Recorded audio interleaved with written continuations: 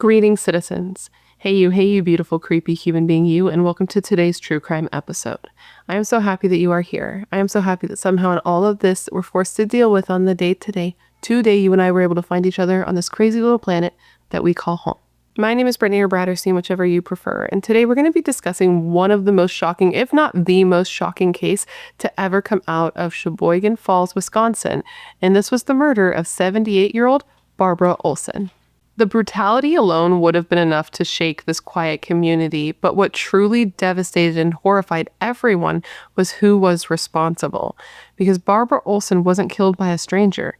She was killed by somebody that she loved the most. But before we get started, if you have not yet had the pleasure, please make sure to join the Brat Pack by subscribing and ringing that bell. I put out a new video every single week, sometimes 2 weeks, and I would love to hang out with you. Yes, you, specifically you, but I can only do that if you join the Brat Pack and become one of us. Now, before we get into the details of today's case, I first need to say a big thank you to the sponsor of today's video, and that is Aura. Here's my question for you, okay? Here's one question. I have seven, but we'll start with one. And that is this. Do you ever get emails from companies that you've never heard of, or calls or texts from numbers that just seem a little bit off? Well, this happens because there are these things out there called data brokers, okay? And data brokers are making billions, with a B, billions of dollars by taking your personal and private information and selling it to people that you really don't want to have it, like marketers and scammers. And here's the thing, legally they are required to take down your information if you ask them to, which sounds great in theory, except that they make the process of removal super complicated and confusing on purpose. And that's one of the ways in which Aura comes in. Aura automatically removes your information from these types of sites. Like, look at how many of these sites can have your information. I don't know who Old Phone Book is, and I didn't give them permission to have my information, yet they have it. And Aura helps me remove it. They help me remove it, and they help me keep it off. They do all the hard work so I do not have to. And that's not even all they do. Aura is like all-in-one digital security. You can get alerts if your personal information is found on the dark web. You can get time fraud alerts for credit and banking. You can get a secure VPN, antivirus, password manager, and more. And if anything does happen, because, things do happen, unfortunately, in this world, Aura has US fraud experts ready to help you 24/7.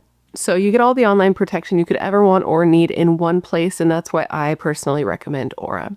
Now listen, I don't want my personal and private information to be exposed, and I feel like you probably don't either. So if all of this sounds as good to you as it does to me, please make sure to click the link in my description box to let them know I'm the one that sent you. It's aura.com/Bratterstein to try Aura for free for 14 days and see if your personal and private information has been leaked online.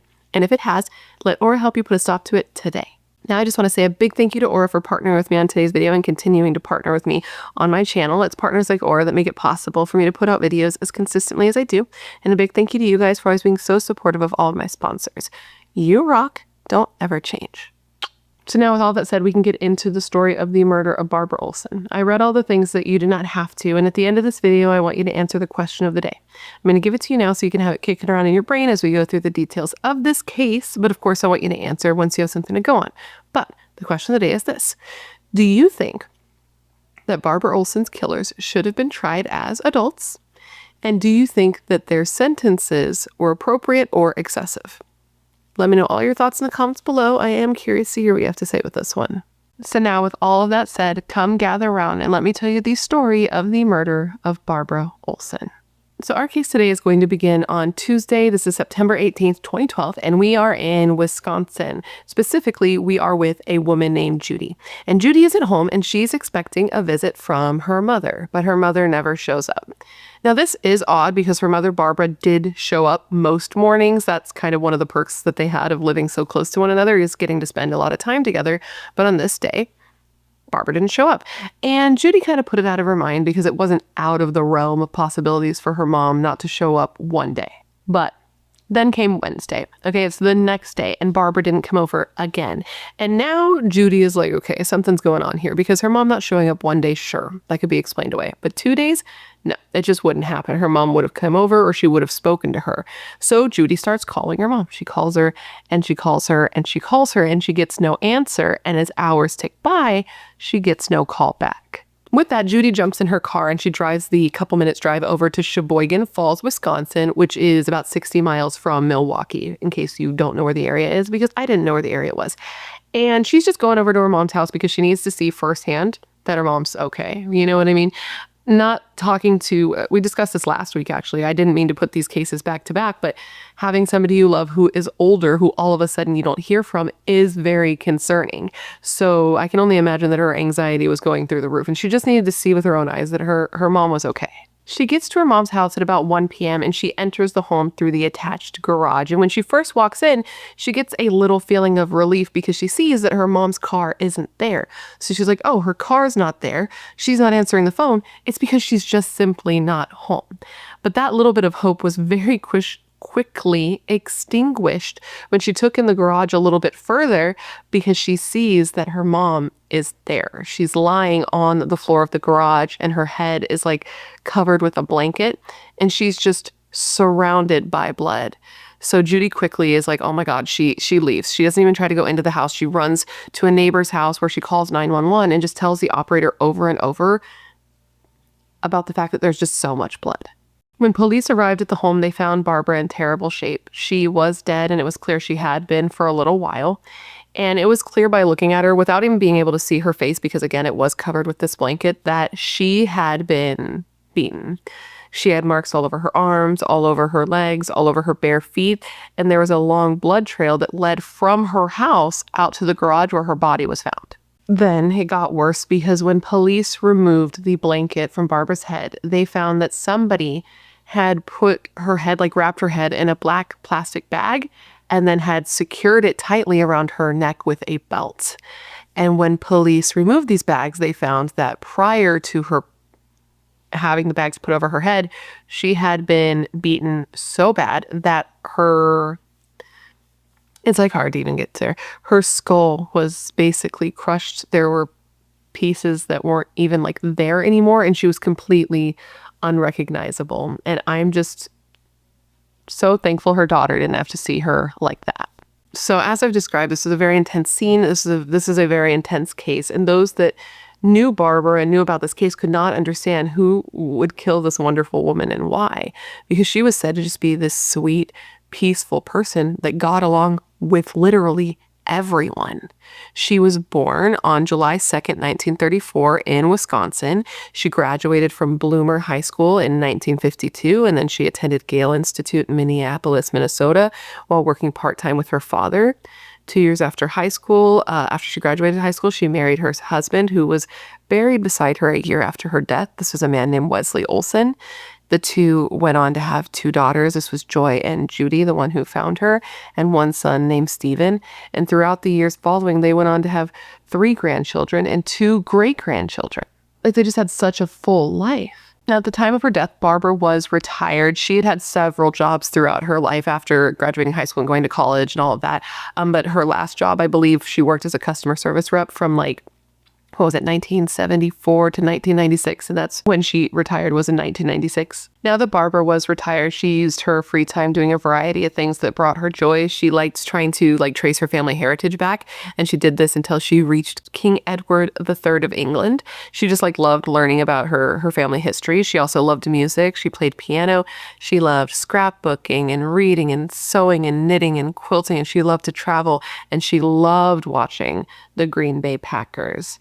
She also loved gardening and being with her family and babysitting her great-grandchildren. And she was the type of woman who, despite being 78 years old herself, she worked part-time, or I don't think she got paid for this, I think it was volunteer work, where she would drive around elderly citizens in Sheboygan Falls to make sure that they got to their appointments. She was a member of Grace Communion International, which is a church where she sang for the church choir, and she was just said to be a good person.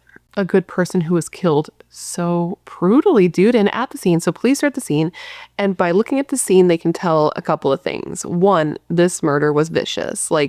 It was way worse than it ever needed to be. And 2, this was clearly, at least on some level, a money-motivated crime, because it was clear that her house had been ransacked. Everything had been gone through. There were items missing, like her purse and her jewelry and her car. But when police are looking at this, they're not thinking that this is a robbery gone wrong. That doesn't seem to fit well. The pieces of that don't fit well together because of just how vicious this murder was. Because there's overkill, and then there's this.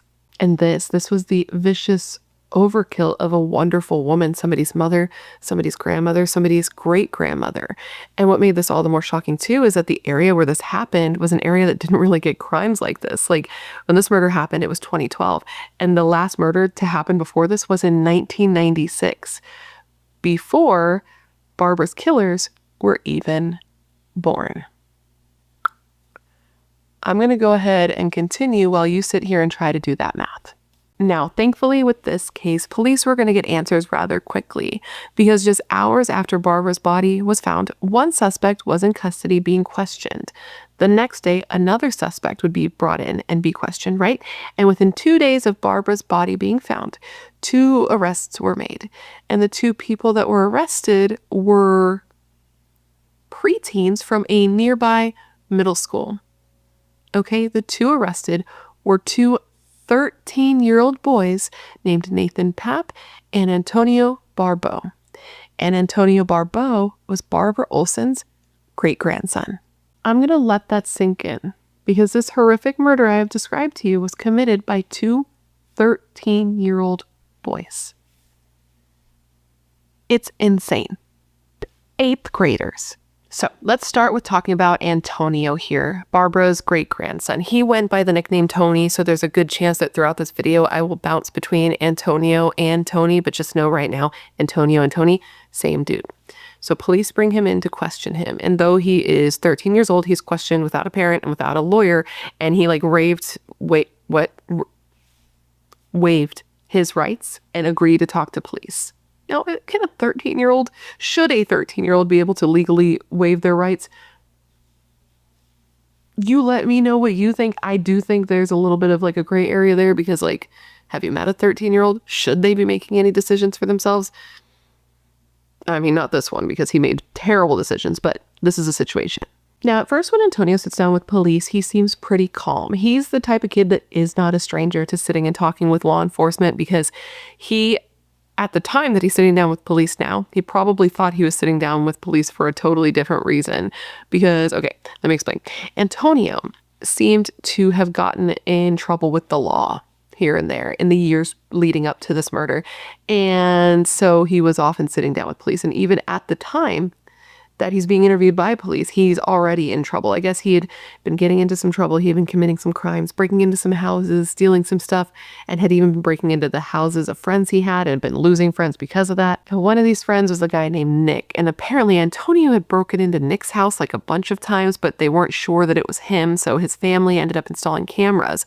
And when they installed the cameras, they saw that it was Antonio and actually Nate who had been breaking into their house and like taking shit.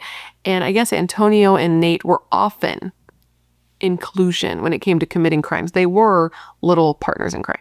So at the time that Barbara was killed, Antonio had actually been in, what did they call it? What did he call it? Social care, which is essentially just like juvie, but that's where he was being held. And he was awaiting his hearing because of these break-ins. Now, why just Antonio was and not Nate when he admitted that he too was caught on camera, I really can't say. But that's the background there. Now, apparently Antonio did not like social care. Okay, he wanted to get out of there, and his mom kept telling him like, if you act well, if you behave, you'll get out sooner. And Antonio was unable to do that, and it kept getting extended, and he really didn't like being there, so he just decided he was gonna leave. When he left social care, he ran off to his friend Nate's house because, again, partners in crime, they're often together. And he stayed there until he finally got caught being there because I guess one of Nate's neighbors was one of Antonio's relatives. Small town vibes, okay?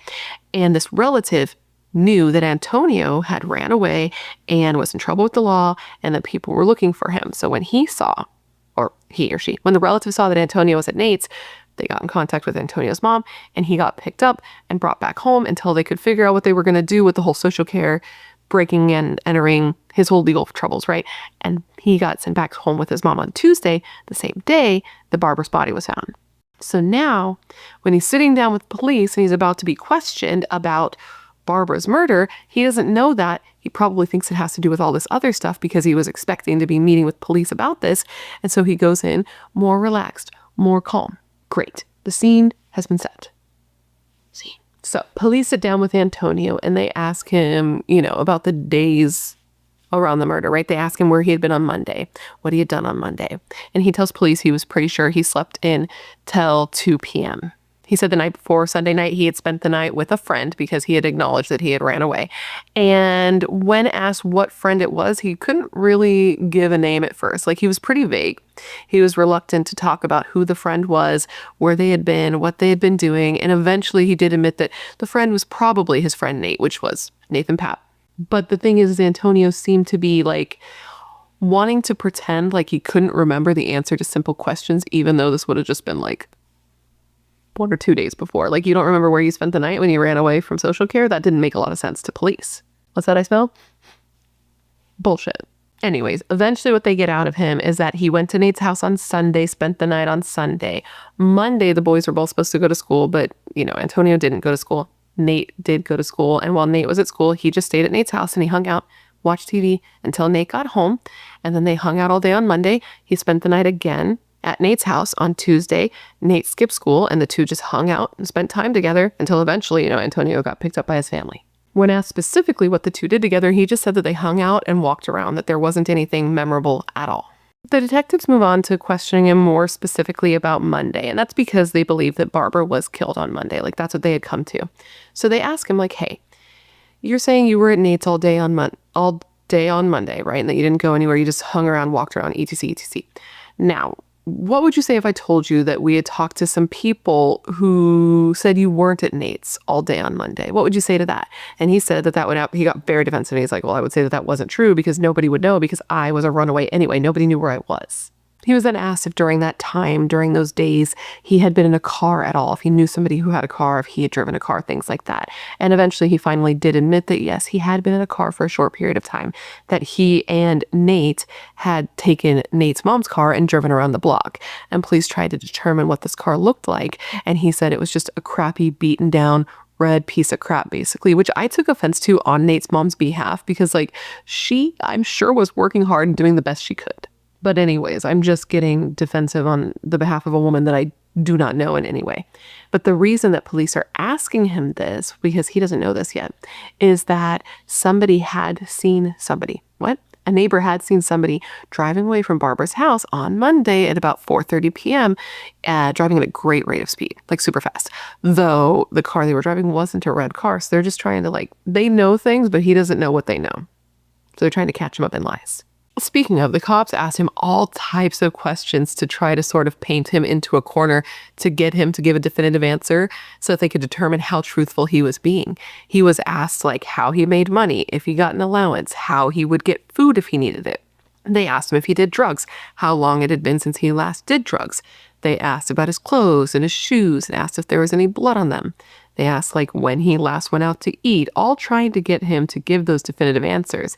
And that, these are answers that they knew weren't true. As he's giving them, they know that he is lying because they know what he did, how he got money, when he last ate, all of which are things that we're going to get into because the thing is, they had already talked to somebody else. Yes, they had. But we'll get there. He was asked when he had last seen his great-grandmother, Barbara. And he says that he saw her a month, maybe 2 ago, that he hadn't seen her recently because he had been in some trouble. And he said when he last went to her house was about 2 months ago, and he had gone over there to do some work for her. He apparently would go over and do work, clean leaves, things like that, to earn money. They then asked him if he had been in his great-grandmother's car recently or at all. And he said that he had before, but not recently. And he was asked if his friends had ever been in the car, if Nate had ever been in the car. And he said not that he knew of, though it does seem the type of thing that he would have a definitive answer for. Because was Nate ever in your great-grandmother's car or was he not, But he was vague. He tried to be vague as often as he could. But the point is, he said for him, it had been months since he had been in that car. The cops then asked him if there is any reason that some people they had talked to, and they made sure to tell him that they had talked to lots of people. And they were like, so is there any reason why somebody we talked to would say that you were actually at your great-grandmother's house on Monday, which would have been the day that she was attacked? And at this point, they had told him that something had happened to her, but they hadn't been specific, right? And he said, no, there was no way because he had ran away and he had no reason to be there. They asked him if he had any enemies that would have a reason to lie about him and to lie and say he had been at his great-grandmother's house when he wasn't, because he's saying he wasn't there, so whoever it was must have been a liar. So did he have any enemies? And he said no one locally and nobody near his grandma's house. He said he didn't have enemies and got along with pretty much everyone, which may have been true at one point for him, but was not true at this version of his life. We'll say that, but we'll get into that later too. The cop then goes in for the just straight shock and is like, okay, how would you feel if I was to tell you that your great-grandmother Barb had been killed? Would that surprise you? And Antonio just freezes. Eyes fixed, doesn't move, doesn't say anything. It's like he's in shock. And the cop's like, do you have any idea how that could have happened? And he finally responded, and he just said, no. Now, police definitely noted that he didn't have much of an emotional reaction to learning that his great-grandma had been killed, and they asked him about it a little bit. And he just said that, the two weren't especially close. He hadn't seen her much recently. He was a 13-year-old boy. It just wasn't hitting him the way it would hit somebody else, which at that age, that's not completely surprising, but it was noteworthy here. One, they already know what the fuck's going on, right? But even if they didn't, they noted that throughout this entire interrogation, they're referring to what had happened as an incident. And this is the first time that they're actually saying, your great-grandmother was killed. And still, he never asks the cop what happened, never asks how she died, never asked any questions, because he already knew the answer to said questions, ? Yes. The cop then tells Antonio, listen, kid, we know that you have not been honest. We know that throughout this questioning that you have been lying to us. We've talked to a lot of people. We have a lot of agencies working this case. We know that what you were saying is not true. This is your last chance to tell us the truth. So do you want to be honest, or do you want to stick with your lies? The cop says, listen, this is your future. Okay, this is the difference between you telling us the truth and us going before a judge when you're about to be sentenced and telling the judge that you lied about everything, denied everything, and took no responsibility for what happened to your great-grandma. So think about this seriously. It was very much a live or die, make your choice type of moment. And what he didn't know in that moment is that police are saying all this because, again, they already know the truth, because they have already talked to his co-conspirator, Nate. Yes, they have. They have talked to Nate. So on the 19th, just hours after Barbara's body was found, police went to Nathan Papp's house and questioned him there with his mother present. And like Antonio, at first he denied everything. He downplayed everything. He wasn't forthcoming with the information. He does tell police that, yes, he had been with Antonio a ton. Ever since Antonio ran away, they had been together pretty much every single day.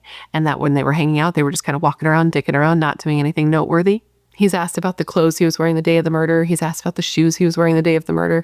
And he's asked if they can take photos and impressions and all of that of the shoes. And he doesn't seem happy about it, but he agrees. And he had a right not to be happy about it. It was valid because these shoe impressions were later used against him when building a case against him for trial. Another thing that was similar between his questioning and Antonio's questioning is that he's sitting down with police and being questioned about things with Antonio and things like that, but he never once asks them why they're here, what's going on, and they found that to be odd. Another thing that they found to be a little bit odd is that, not Antonio, Nate's mom is sitting right there too, and she doesn't ask what's going on, why the police are there, and she says nothing to try to help or defend her son either.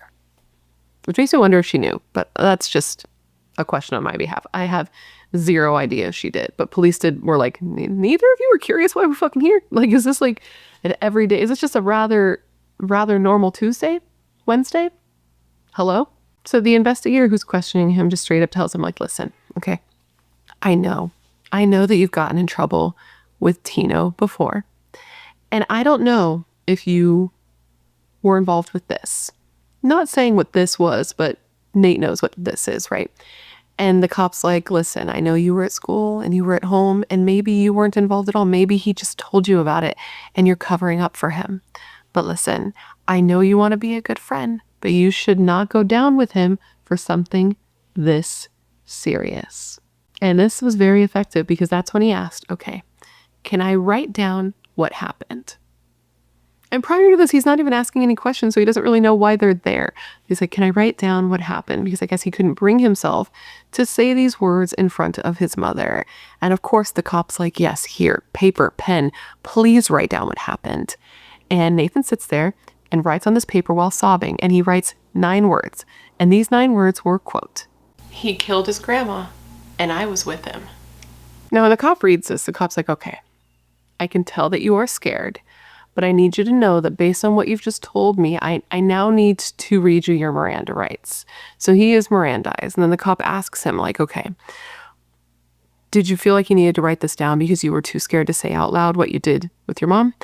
And he said yes. And she's like, okay, I need you to know that I still I have to tell your mom what you wrote here. And then he just sat there and sobbed uncontrollably, as she did.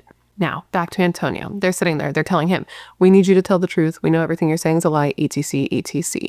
And they know all of this because after Nathan was Mirandized and he started being questioned, he answered everything. He spilled everything. It's like the dam of truth had broken and it just all came flooding out of him.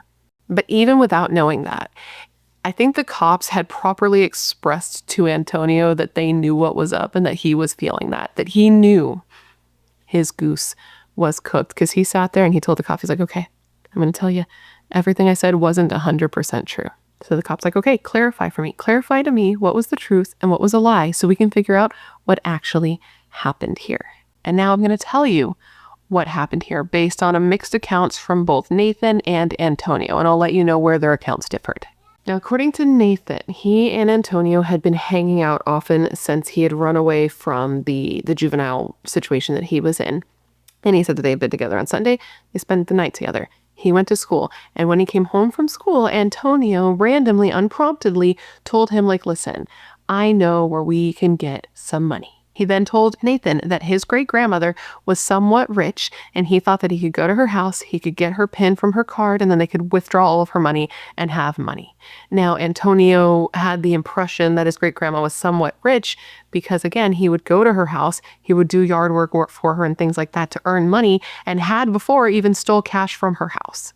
Nathan said that Antonio told him that he would kill his great-grandma to get this information.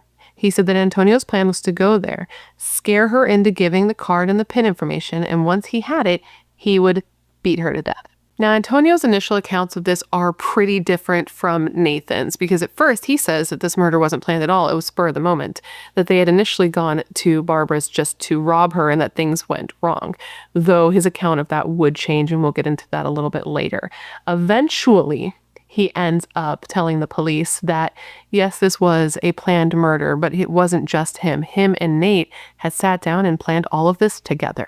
But anyways, despite Nate hearing this information from Antonio, he says that he thought it was just a joke and it wasn't serious. But despite thinking it was a joke and wasn't serious, he still asked his mother to drive him and Antonio to Sheboygan Falls, because the boys lived in Sheboygan and Barbara lived in Sheboygan Falls, and it was like a 7-mile difference. And he was telling his mom that they were going to go and hang out with some friends. So she didn't even know where she was taking them. Once Nate's mom dropped the boys off, she dropped them off at a location that was about 2 miles from Barb's house, and the boys made the 2-mile walk, giving them plenty of time to think about what they did. But they kept walking, and they finally arrived at Barbara's house, which was at 210 West Ridge Drive. And it was just this nice house that had like these plants in this garden, because remember, she loved to garden, and one of the plants had a welcome sign, because she was just a sweet woman with a little welcome sign in her yard, and it just frustrates the shit out of me. Nate then says that the 2 boys enter the home through the attached garage. There was like an unlocked door on the attached garage, so they enter the garage. And he says that Antonio puts a plastic bag over his head to try to conceal who he was, but it ended up not working, so he took it off. And then later, Nate actually changes the story to say that they were both wearing plastic bags over their heads and their face and took them off. So he implicates himself a little bit further. And he says that he then took off his sweater and he gave it to Antonio to wrap around his head since the bag wasn't working. And then they decided that Antonio was going to go inside of the house while Nate hid behind the door. But when Antonio went to enter the house, he was met with Barbara. Like, they were planning to go in and surprise her, but she had heard them come into her house. So she comes, she opens the door, she sees them there, and she's like, who is that? Is that Antonio? And Antonio tells her no. Now, Barbara knew that this was Antonio. She's got eyes and he's 13 and he's identifiable to her. And she apparently could hear Nate behind the door. I guess he kicked something, I'm not sure. But she's like, who is that? You come out too. And she sees these two 13-year-old boys in her garage. So she asks them if they're cold, if they're in her garage because they're cold. And they say, yeah. So she brings them inside to get warm. And in Nate's second telling of the story, he tells the police that as she's bringing the boys in the house, she tells Antonio, like, hey, I'm bringing you inside, but don't steal anything from me because, you know, he had stolen from her in the past. Now, this again is where Antonio and Nathan's stories differ a little bit, because initially Antonio's saying that this wasn't planned, that this wasn't something they were going to do, but that when Barbara brought them in the house because she thought that they were cold, she told him that she was going to call his mom and let his mom know where he was. And remember, he's missing, he's run away, so he doesn't want his mom to know where he is. So he says that he doesn't know what to do at this point. He doesn't want her to call his mom, but he's hesitating. He's not sure. And this is where his story goes back to the idea that him and Nate had planned the situation, because he says that he looked over at Nate and Nate's like nodding at him, kind of like encouraging him to go through with their plan. So he says that he did. He says that he reaches into like the back of his waistband where he had hid a weapon that he brought with him. And this was like an axe, or like a small axe or a hatchet. It's described as both. And he took it. And when Barb's back was to him, he took the first swing. He took this axe, and I guess it had, you know, a sharp side and a blunt side. And he switched it to the blunt side. And that is the side that he hit her with, telling the police that he believed that that would be more effective at hitting her with, basically. He just said he wanted to get her down quickly. And now Nate, when he's telling this version of events, his is different, because he's saying that there was no nod, no lead up. He didn't look to me. I didn't tell him to go ahead and do it. He said he was just standing there thinking that nothing was really going to happen, and that Antonio just on his own free will, with no knowledge from Nate, attacked his grandmother, hitting her, his great-grandmother rather, hitting her over and over and over. Nate says that she held up her arms and tried to block her face, and that he just kept hitting her. And what's so fucked up about both of their tellings is that while she was being attacked, she was awake, that the first blow did not knock her unconscious, which means that she knew it was her 13-year-old great-grandson who was doing this to her. Now, Antonio says after hitting her just twice, he felt sick, like it was something that he wasn't built for. So he ran to the bathroom, and he says he was only in the bathroom for about 30 seconds, but that he knew that during that time, Nathan had taken out his hammer and had hit Barbara twice. And he said he knew this because the sound that he heard was the same sound he heard when he was hitting his great grandma. And I forgot to mention this, but they're saying spur of the moment. Nathan's saying he didn't think it was really going to happen, all that. But Nathan brought a hammer from his house, and Antonio brought that axe/hatchet from his. So do with that what you will. But Antonio's saying that he hit his grandma like twice, and that Nate hit her like twice, and that was it. But the police know that that's not the truth, because when her body was examined, they were able to see that she had been beaten many, many more times than that, and that she had both blunt force and sharp force trauma. And the medical examiner who identified her, not identified, what's the word? Examined her after her death, the medical examiner who examined her, slam poetry, said of this quote, "In examining the head, I found that there were at least 18 different injuries or blows. 11 of these have evidence of sharp force, and most of them have evidence of blunt force." And dude, that was just to her head. If you heard, the examiner said that was just to her head. Everything I've read said that in total with her body too, there were more than like 30 hits. Now, as I said, Antonio said he ran to the bathroom and he was sick, and that's when Nathan hit Barbara. But Nathan is saying that that's not the truth. He says that Antonio never ran away sick. He had no problem with what he did at all. He said instead that in the middle of beating his great-grandma, he stopped and took off the sweater he was wearing because he didn't want it to get in the way of his swinging. He says that after a little bit of time of Antonio hitting his grandma, he turned to Nathan and asked Nathan to help him. And he said he didn't want to do it, but he was scared. He said of this quote, I didn't want to, but I didn't want him hitting me, so I hit her." Nate said that he hit Barbara twice with that hammer because Antonio made him. And then he says after hitting her twice, he walked away and Antonio proceeded to beat her alone. He says that he beat her until she was unconscious and she was snoring, And then he took the axe/hatchet and he turned it around to the sharp side, where he hit her with such intense force that it took both of them to pull it back out. And that when they were done, the top of her head was just basically gone. Now, when Antonio was asked about this, if he ever used the sharp side of the axe on his grandma, he said, and I keep saying grandma because great grandma is like a mouthful, and so I'm going back and forth just so you know, I'm not like confused. I'm just lazy with my mouth. That's the sad truth of the situation. But when Antonio was asked if he ever, used that sharp side, he said he didn't think he did, but that he thought Nathan did at least once. Now remember, Antonio's sticking to the story that they just hit her 4 times. So he said after those 4-ish hits, the 2 boys realized that she was dead and they got panicked. They didn't know what to do. So they stayed at her house for like 2 hours trying to figure out what they were going to do. Now Nate says that after this, during these 2 hours, Antonio took that blanket and put it over his great-grandma's head, and that then he went around the house and started wiping things down to get rid of fingerprints and started stealing stuff, like putting it all in a bag. Meanwhile, Nate found the keys to Barbara's car, which were in her pants pocket, and they were planning to put her body in her own vehicle and take her and dispose of her in a nearby lake.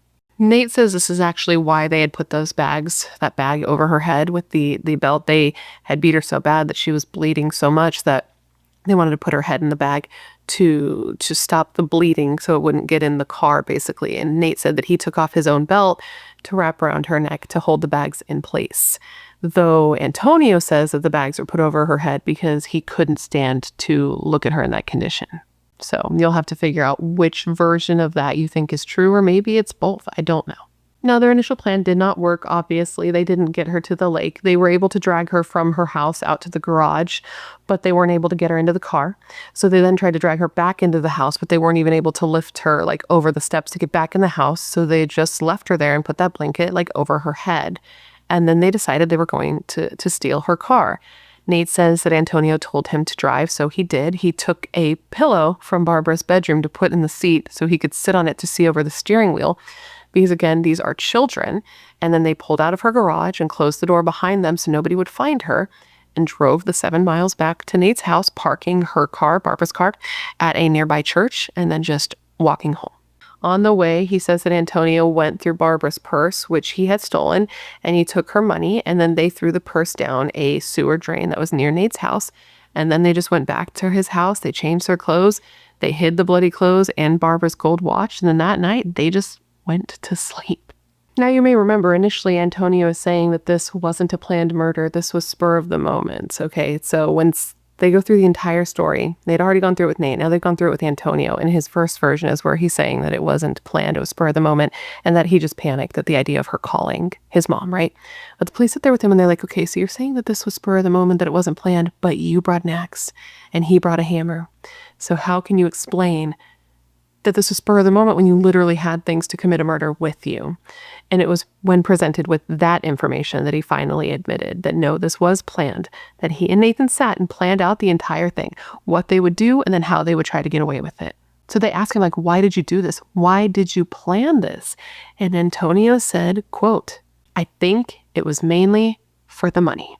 He says it was for the money and the things that they stole from her house that they could sell, because they took her watch off of her wrist, her jewelry that they believed was probably fake, like costume jewelry and clip-on earrings, her purse, 3 sodas from her garage, and then, her car. They got into the car with Nate driving. They then, when they left, threw the weapons in the trunk along with a bloody coat that they initially had put over her head, and in the back seat was the jewelry, a large purple bag that held shoes, a camera case with a camera in it, her wallet, and her purse. So they did all of this to take those items and try to sell them and to steal her cash. And you know how much cash she had? $155. They did all of this essentially for $155. And you want to know what they used that money for? Pizza and weed. They spent 145 of those dollars on weed. Nate says that the next day they took Barbara's car and they parked it at a bowling alley near Theo's Pizza, and they left it there. They left it there with some jewelry exposed and the keys in the seat, hoping that somebody would come along, see the car, see that they could easily steal it, and then take it and be implicated in the murder. Okay, that's what they thought was going to happen. And they then walked to Theo's Pizza where they got some lunch. They bought it with the money that they had stolen from Barbara. And when they were done eating, they went to a nearby store and they got, or they might have done this before actually.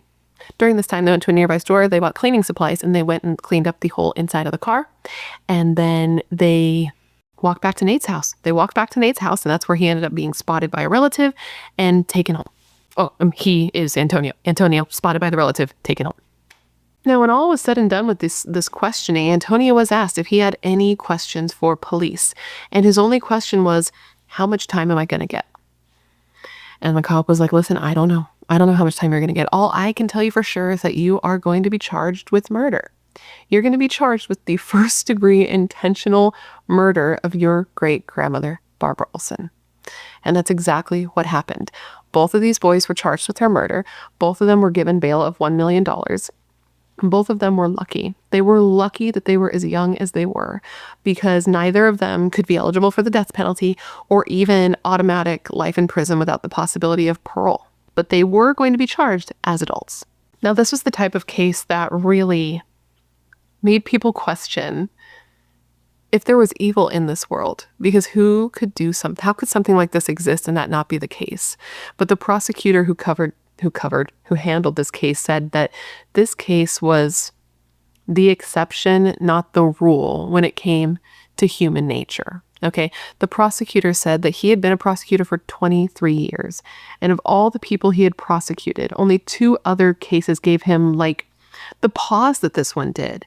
And he said in the other 2 cases like this one, the killers had a, quote, deaf effect, or rather when like describing the murder, they had no emotion and no apparent remorse. And he said he thinks there's a limited number of people in the world who are just not just immoral, but amoral and just seem to have no moral compass. But again, he said that he thinks this is the exception, not the rule. Now, I feel like the prosecutor felt the need to say this because like people in this area were shocked.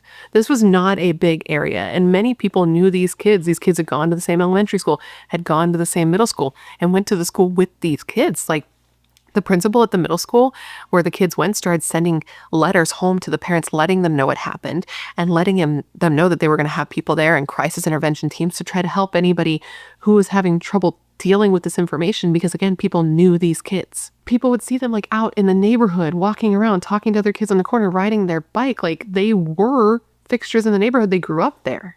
And people were so surprised, especially the families, dude. They were so surprised that these boys would go on to do something like this, because this was such a huge departure from who they were. Had they gotten in trouble recently? Sure. But nothing like this. And especially where Antonio's family was concerned, they were wondering if he was completely culpable for his part in this murder. Okay, let me explain. Antonio apparently wasn't always such a troubled kid. He had been a really sweet boy, a really good boy growing up who got good grades and was into sports, and he loved animals, and he often convinced his mom to bring in stray cats from outside, and he loved hunting, though loving animals and hunting does seem to be a little bit, at odds with each other, the 2 statements, though I don't want to say too much about that because I don't want to upset the hunting community, yet I can't. But he was just said to be like the type of kid who loved being outdoors and loved his family.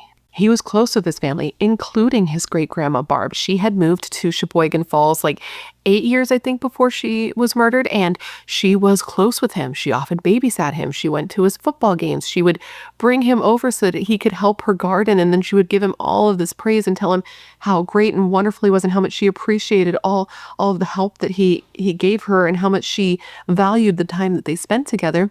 And he was said to have loved her and would like leave her house beaming.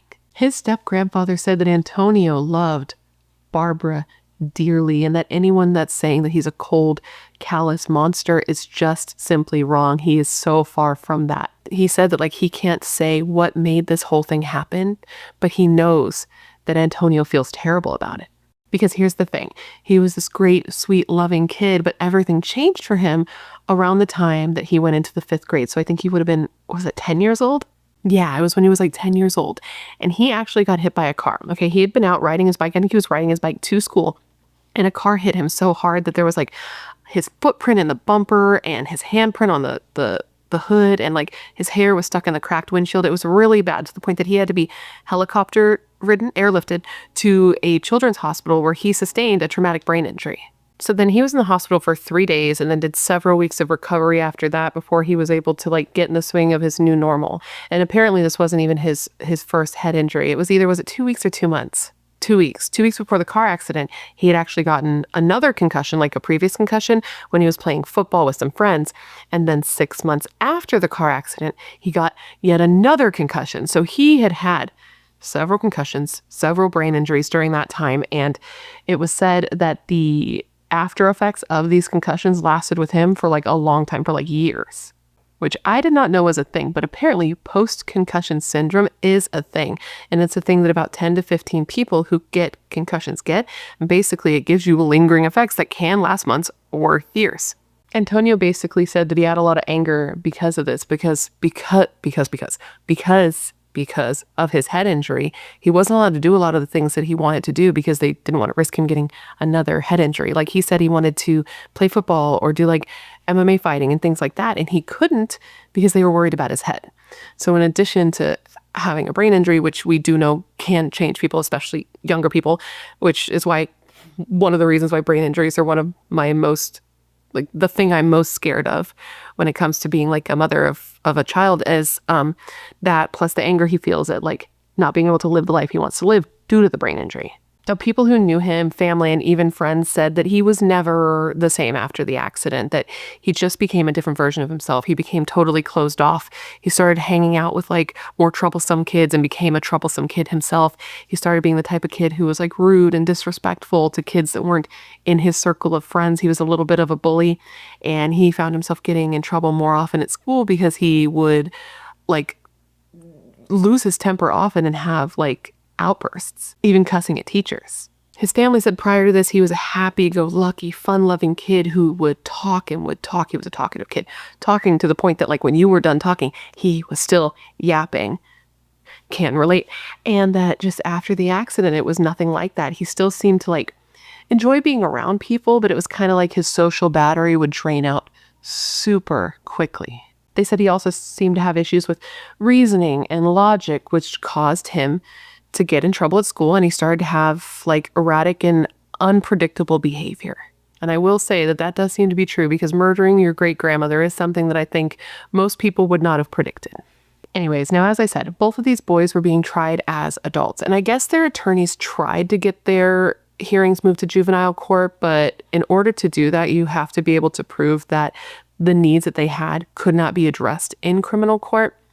And I guess that's a bit of a tough sell, so they were unsuccessful. And because of that, because they were in criminal court, being tried as adults, they were they're facing a minimum of 20 years in prison before being eligible for parole, and a max of 40 years, which some people thought was a lot for kids this young. But the DA said of this, and I quote, "The callousness of the crime is an aspect of this case that will shock and disturb the community. The fact that they went and had pizza indicates their extreme lack of concern for this woman." Okay, and the prosecution had a lot of evidence here. Okay, they had the clothes that the prosecutors say the boys wore. They had quarters that the boys were accused of stealing. They had products that they used, right, to try to clean up after the crime. And they had the murder weapons. Okay, they had the hammer and they had the hatchet. Investigators also found Barb's purse in that storm drain. They were able to recover the car, where they found some bloody items, including like the crocheted throw and the murder weapons. And inside the car, and this is so ridiculous to me, they found a school paper that literally had Nate's name on it. And then they found some of the bloody clothes and also Barbara's gold watch that was missing, that was taken off her wrist, in Nate's house. Police had also gotten a search warrant for the locker that Antonio had at the juvie center that he had been staying at. And when they searched that, they found his bloody clothes and his bloody shoes. So they had a lot against these kids. Now, Antonio initially pled not guilty to the murder charge, and he was saying he was not guilty because he was mentally ill. But as the trial got closer, he ended up changing his plea deal. He changed his plea because he was offered a plea deal. He ended up pleading guilty to no contest to the first-degree murder charge. And in exchange, the prosecution was going to recommend to the judge that he just be given 35 years, like that he has to serve 35 years before he's eligible for parole. During his sentencing, his attorney basically said that Antonio's young age, combined with his brain injury that he had sustained in that quote-unquote car wreck, should be considered as mitigating factors. And they even had a psychiatrist, evaluate him, and they testified in court saying that Antonio did in fact suffer from an, quote, unspecified cognitive disorder due to him being hit by that car. But the DA wasn't having it. Instead of this quote, "This type of crime cannot go unanswered or be explained by brain trauma." Barbara's own daughter, Judy, the one who discovered her body, actually spoke at court too, and she seemed to have a bit of a sympathetic heart for Antonio. And she said, quote, "I can tell that Antonio feels very badly about participating in killing my mother. My mom was not a vindictive person. She would want him to have a chance to be a better person, to have hope, to have something to work towards." And Antonio did speak at court. He did try to apologize for what he did through tears. He was crying quite a bit. He tried to say, quote, "I don't want to show my emotions too much. I myself am not sure why." And then he couldn't say anymore. He tried, but he was crying so hard that he couldn't get the words out. So his own attorney ended up reading the statement for him. And his own attorney also started crying when reading the rest of his statement, where he said, quote, "I took away someone's mother, grandmother, sister, friend. I had no right to do so." But the judge really didn't seem to take much pity on Antonio, saying that this was the worst case the judge had seen during their 24 years. He said, quote, "I've not seen anything of this nature, not even close." But then he added that it brought him great sadness to see somebody as young as Antonio be put into the system. With that, a now 14-year-old Antonio Barbeau was sentenced to life in prison with the possibility of parole after 36 years. So that'll be in 2048, specifically November of 2048, on Antonio's 50th birthday. Now, the judge did acknowledge that Antonio's age and brain injury did likely play a part in why he did what he did. But he said that Antonio's minimum sentence requirement, so that 36 years, was like the minimum amount of time he felt he could give them to make sure that the public was protected from him, and also wanted to make sure that Antonio's case was a deterrent for other people, because he said that this case was nothing short of horrific. Now, Nathan's case came next. Like, Antonio went to trial first, Nathan went next, and I don't think I mentioned this, but Nathan pled not guilty. And during his trial, Antonio actually testified against him and wanted to make it clear that his testimony wasn't needed in order to get his plea deal. He just wanted to go there and tell the truth. He then claimed that Nathan was just as involved in this murder as he was. He took part in the planning, the cleanup, the cover-up, and the actual murder, and wasn't just like this scared follower that he was now claiming to be. He then told him everything that I told you, that during the murder, that before the murder took place, Nathan nodded him and encouraged him to do it, that Nathan proceeded to hit Barbara while he himself, Antonio, had gone to the bathroom, so he hit her while not being under duress. He said that Nathan helped take part in the cleanup, the taking the car, the stealing of the items and the money, and the buying of the pizza and everything. He said it was all both of them.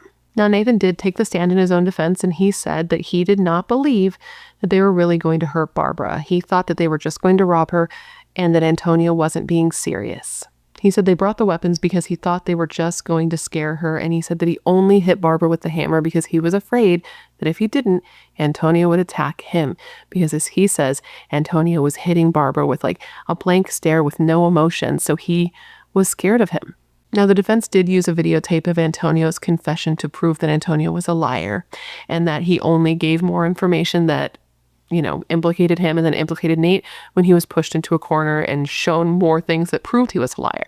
The defense also brought forward a psychological expert who testified that Nathan was a follower, not a leader, and at just 13 years old, he was still impulsive and in the process of developing his personality. His family also said that Nathan has the social development of a child and could easily be influenced by those around him. They even said that Nathan believed after admitting to the murder that he would still come home, which just proved that he didn't grasp the severity of what he had done and clearly didn't understand the consequences. And after the fact, he did seem remorseful. Which the remorseful part does seem true. He did admit to the police pretty immediately what he had done. He cried when he did it. He did seem to be emotionally affected by what had happened, and he did help the police. He was cooperative. He even took them to that storm drain where Barbara's purse had been thrown to help them find evidence. But that wasn't enough for the judge, okay? The judge said that they acknowledged that they did believe that Nathan was a follower and that he was less culpable, but that he was still a participant, and that the like brutality that Barbara had sustained showed that there were two killers. And then the judge added, quote, "The question is, how far do you follow someone when they ask you to do something that you know in your heart is wrong? He followed in a way that no person should consider." With that, on August 13th, 2013, the day after Antonio was sentenced, Nathan Papp was found guilty of the first-degree intentional murder of Barbara Olson. As the verdict was read, he showed no emotion, just like he showed no emotion throughout the trial, and ultimately he was given life in prison with the possibility of parole after 31 years. That means he'll be up for parole in 2043 when he is 45 years old. So they're both going to get long, long sentences, and people are definitely divided about that because of how young they are, with Antonio's attorney even saying of this quote, "I don't understand it. They aren't adults. They are children." And as far as Barbara's family go, they seem to feel split about it. Some of them think it's excessive given the boy's age and also, Antonio's brain injury, but some of them think that it's fair. Both boys have since tried to appeal, and both of their appeals were denied and their sentences were upheld. So they're going to be in prison for a long, long time for a brutal crime that changed this family and this community forever. The mayor even made a statement after this murder was committed where he said, and I quote, "I think the reminder that it gives everybody is that there really is evil in this world." And that sort of brings up the question here, right? Like, was this evil, or was this an underdeveloped, damaged brain that made an impulsive decision? It depends on who you ask. But one thing that I think is generally believed and generally felt is that it just makes you feel less safe. Because if you can't feel safe and be safe in your own home with your own great grandkids, where can you ever feel safe? And with that, my friends, is the story of the murder of Barbara Olson. I hope that it was informative. I hope I gave you every bit of information you would want when looking into this case. And of course, I just want to thank you for hanging out and remembering Barbara with me today. Now, considering everything I told you throughout this video, I want to revisit the question of the day, and that was this. Do you believe that Antonio and Nate should have been charged as adults? And do you believe that their sentences were appropriate or excessive given their age? Let me know all your thoughts in the comments below. I am curious to hear what you have to say. Before you leave, please don't forget to leave me a comment down below with whatever case you'd like to see me cover in the future. As you know, I have a long list of cases, and whenever you leave me a suggestion, I put it on my list with your name next to it, so if I cover it, I can give you a shout out. I love looking into the cases you guys suggest because they're often cases I haven't heard of and cases that need more coverage, and I know you're filled with great ideas and great taste, otherwise you would not be here. If you haven't already, please don't forget to join the Brat Pack by subscribing and ringing that bell. I put out a new video every single week, sometimes 2 a week, and I would love to hang out with you. Yes, you, specifically you, but I can only do that if you join the Brat Pack and become one of us. One of us. And if you want to hang out more consistently, all my social media is listed down below, along with a link to my membership and a link to my merch store. If you don't already know, now you do know that what you are seeing with your eyes, what you are hearing with your ears, is also a podcast. It's True Crime with Bratterstein, anywhere that you get podcasts. So if you want to go search me up, give it a listen, give it a like, a share, whatever one does with the podcast, I would appreciate it. And if you don't want to do that, that's fine. I just want to thank you for being here. Now, with all that said, I just want to thank you for being here when you can literally be anywhere else in the world. That is tight. You are tight. I hope to see you in my next video. And in the meantime, take care of yourself.